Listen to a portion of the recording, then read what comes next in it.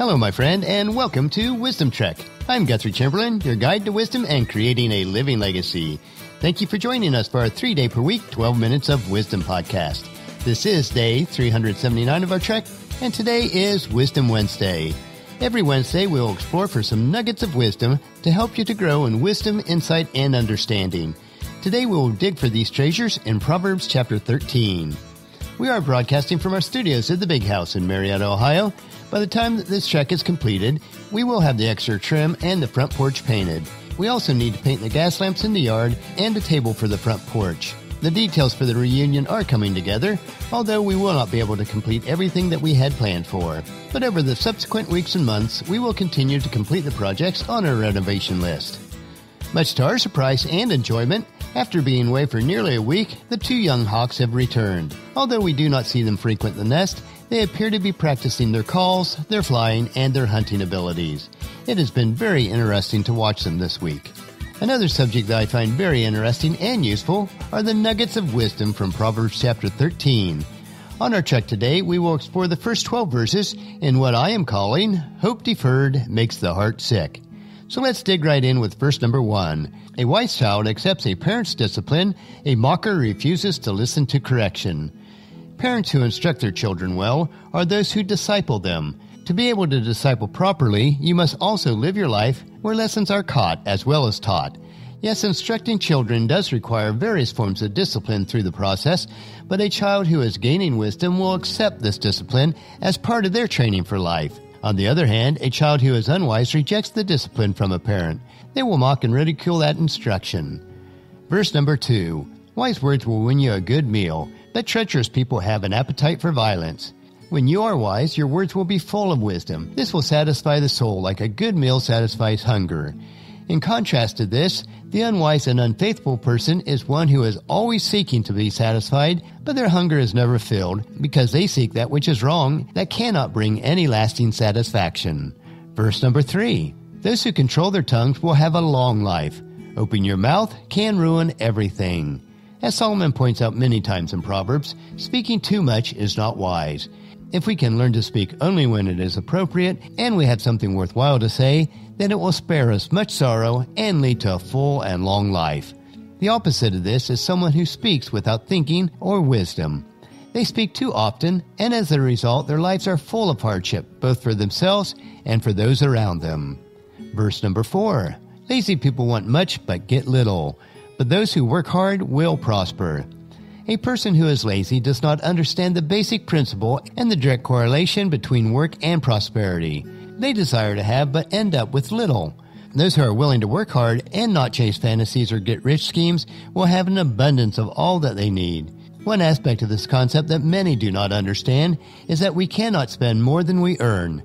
The reason why so many people feel that they must work hard and still do not prosper is that they are living beyond their means. We can get by in life with much less than we realize. If we are disciplined, frugal, and work hard, we will see prosperity follow. It's a basic principle of life. Verse number 5. The godly hates lies, the wicked cause shame and disgrace. As you grow in your faith and become good and godly, you will learn to hate that which God hates, and one of those items are lies. Although lying has seemed so prevalent throughout all of history, we should not lie nor accept lies from others. Those who do not care to live according to God's precepts have no scruples about lying. They will bring shame and disgrace both to them and to those that they impact. Verse number 6. Godliness guards the path of the blameless, but the evil are misled by sin. As you become wiser and adopt qualities in your life that are both good and godly, those attributes will become a guardrail on your path of life to prevent you from slipping, which will allow you to remain blameless. The unwise and the ungodly do not have guardrails in place, and they can easily be led down the wrong path that will lead to sin, destruction, and eventual death. Verse number 7. Some who are poor pretend to be rich. Others who are rich pretend to be poor. This is an interesting aspect of human nature. In many cases, those who do not have an abundance of wealth like to give the impression that they are wealthy. They're willing to go into debt to buy things that they do not need to impress people who do not care.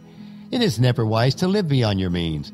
In contrast to this, there are many who are truly wealthy, but you would never know it by their lifestyles. They live frugal and modest lives that do not reflect their actual financial status. In many of these cases, it is because of their lifestyles that they are able to gain wealth. Verse number 8, the rich can pay a ransom for their lives, but the poor won't even get threatened.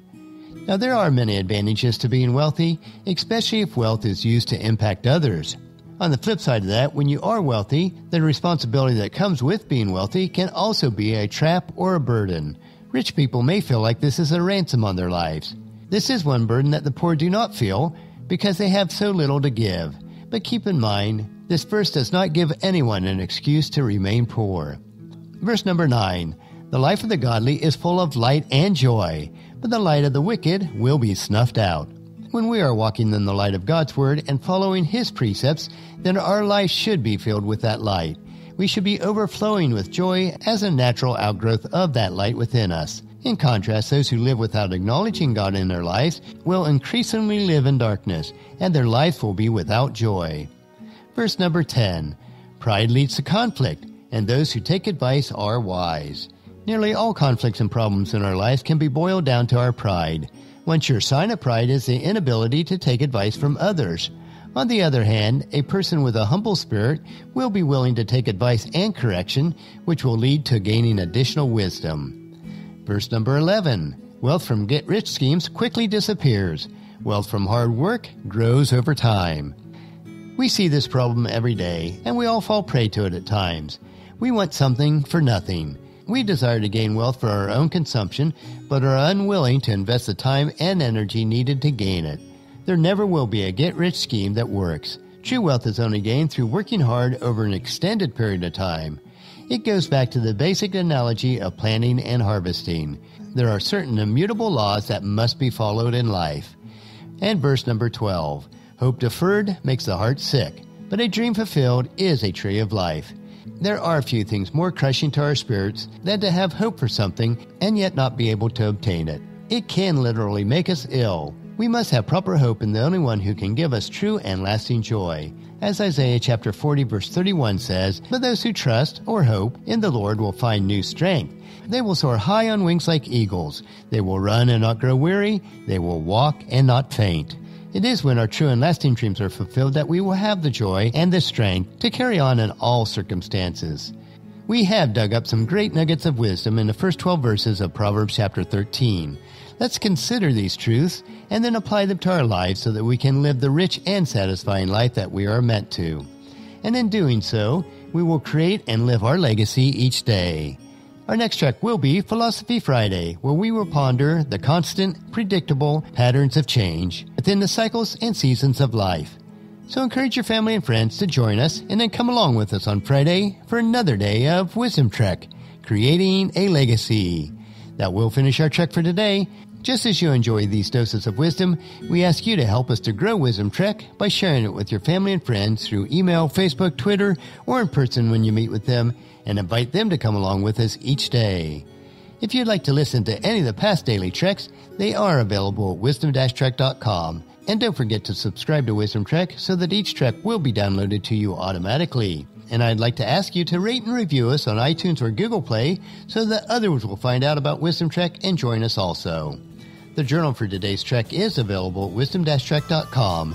Thank you so much for allowing me to be your guide, your mentor, but most importantly, I am your friend as I serve you through the Wisdom Trek podcast and journal. As we take the trek of life together, let us always live abundantly, love unconditionally, listen intentionally, learn continuously, lend to others generously, lead with integrity, and leave a living legacy each day. This is Guthrie Chamberlain reminding you to keep moving forward, enjoy your journey, and then create a great day every day. See you on Friday.